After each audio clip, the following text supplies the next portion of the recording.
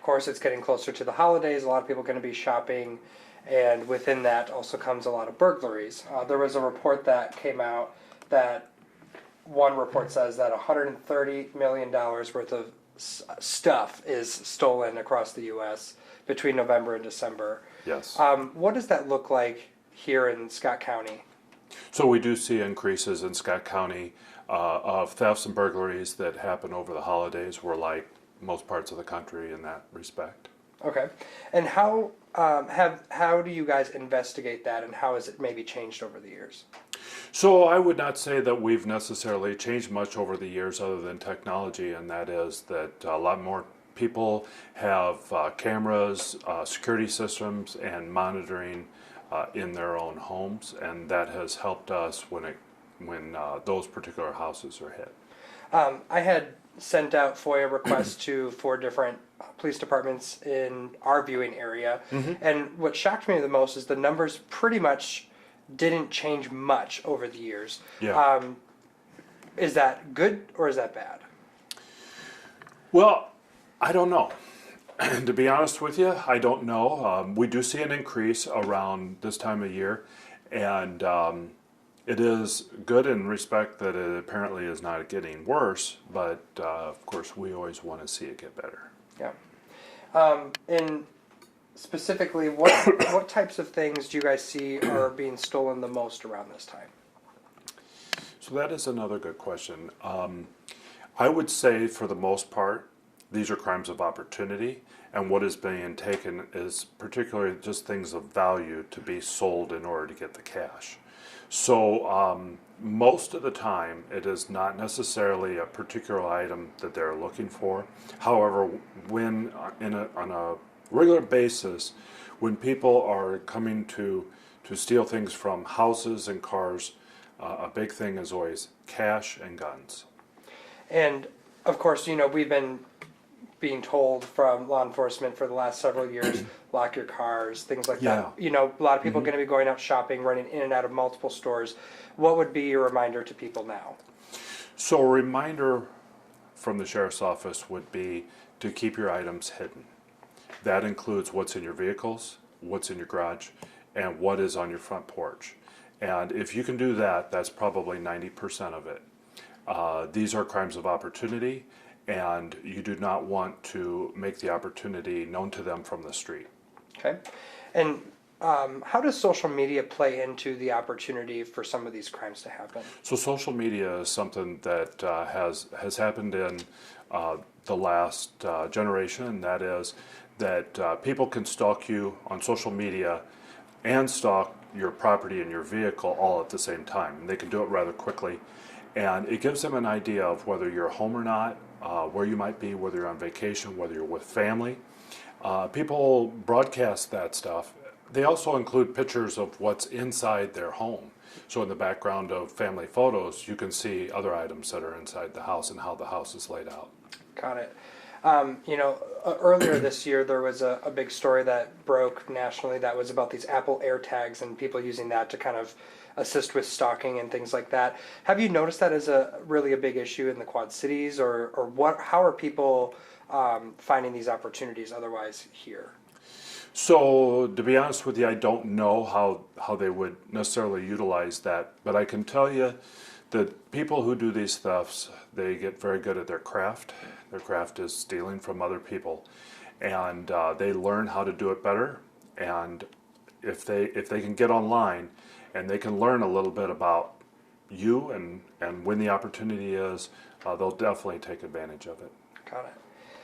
In this particular report that we're going to be reporting on, they point out that in Illinois, the average theft for a burglary costs about a little over $3,000 or around $3,000, which is the third highest in the country, versus Iowa being 45th on that list and only having about $1,100 lost to the victim.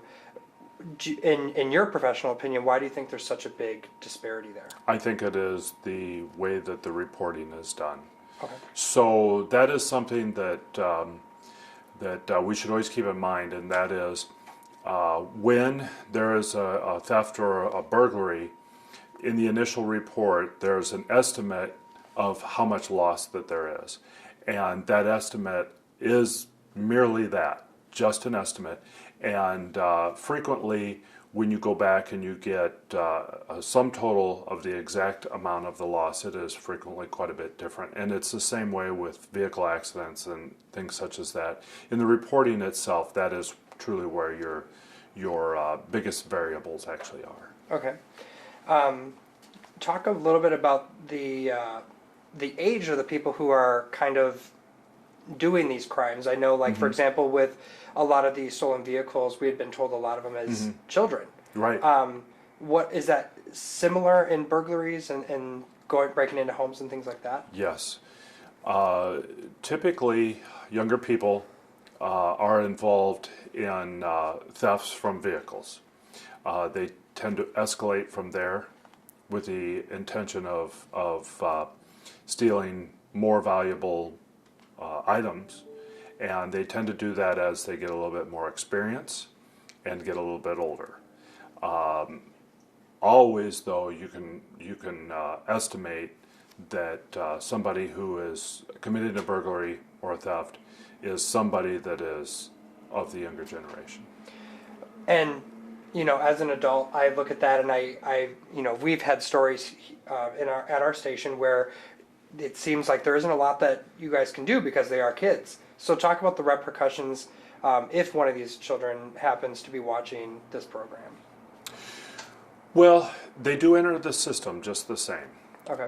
They enter the juvenile justice system, and they are fully involved in that system, which is a rehabilitative system. Now, the idea is that we have rehabilitative services for them, and it is not necessarily initially punitive. They are taking a step towards that, though, if they enter the juvenile system. They're taking steps towards the punitive system someday. So it is not without repercussions. Okay. Just because that's a cop speak. We don't necessarily know what a lot of that looks like. So Right. if a child does this, or a teenager, what specifically, you said they enter the system, but like how does, obviously they're not doing jail time. Right. So what does happen to them? So it actually, I guess my answer to that is we do have juveniles in the adult jail, even though we don't ever want to have juveniles in the adult jail, but because of some of the crimes that they have committed and have escalated to already as juveniles, we do have them in the adult system. We do have them in the juvenile detention center as well, but for the most part, juveniles are turned over to a responsible adult, and they have to go into the juvenile justice system, which means that they do have appointments in the courtroom with a judge in order to determine the progress of their particular case. If they keep committing crimes even as a juvenile, there is a more likelihood that they will end up in the juvenile detention center. So the juvenile system, although different from the adult system, it is not an easy system to be part of. Got it. Okay. If we're out shopping and we come across somebody, what appears to be a burglary, we're always told, don't engage, but what should we do? Obviously call 911, but... Right, exactly. So I would tell anybody if they were a witness that they would call 911. They would want to give a very detailed description if they could. And that would be of the person, what they're wearing, and any vehicle that may be associated with them, and a license plate that goes with that vehicle if at all possible. But I would encourage them not to engage that person. Okay. Same thing for if they break into a home and things like that, just leave. As well, I would encourage them not to approach the person, but to get a very detailed description. Got it. And that would also include, if they leave the scene, which direction they travel. Okay. So if they're going to steal something, let them steal it, but focus on getting the description. Exactly. And if you recover it, you can recover it. Exactly. People can't be replaced. So. Exactly. Okay. Anything else that you'd like to mention about burglaries, going into the holidays, anything like that? Well, the only other thing that I can think of is that we hear quite a bit nowadays about the porch pirates that come in. and take items right from the porch of the house. They're actually stalking that house from the street. So if you can hide the items behind something on the porch, they would not be able to see it from the street. That would help significantly. And that those that are doing deliveries would know that it is best to put an item on the porch hidden from the street.